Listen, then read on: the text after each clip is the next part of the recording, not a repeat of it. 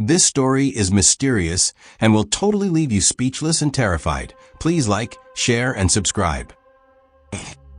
There were two young boys named Trevor and Will. They spent most of their summer vacations hanging around town, looking for things to do.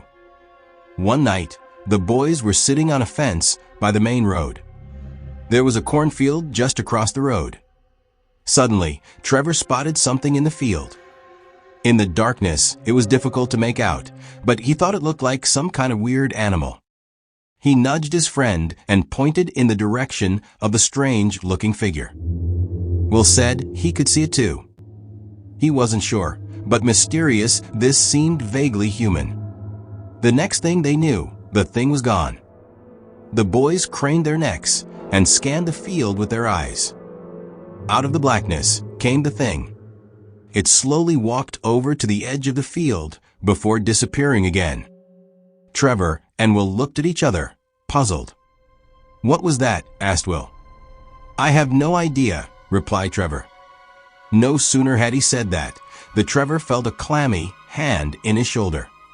He turned around and found himself staring direct into the hideous face of the thing.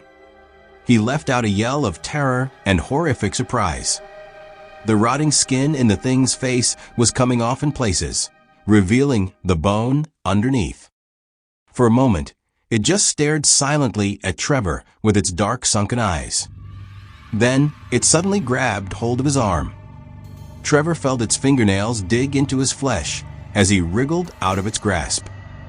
The two boys leaped off the fence and ran down the road, screaming in horror and terror. They didn't stop running until they reached their homes.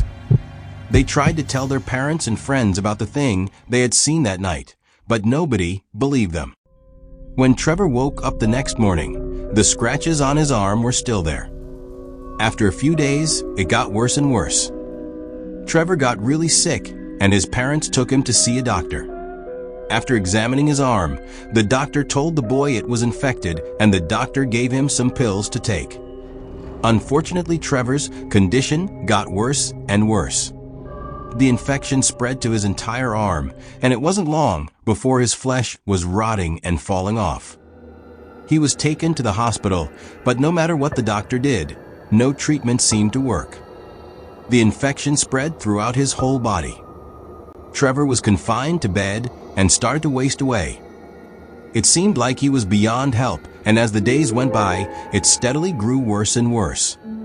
His anguished parents could only sit at his bedside and cry as they watched their beloved son slowly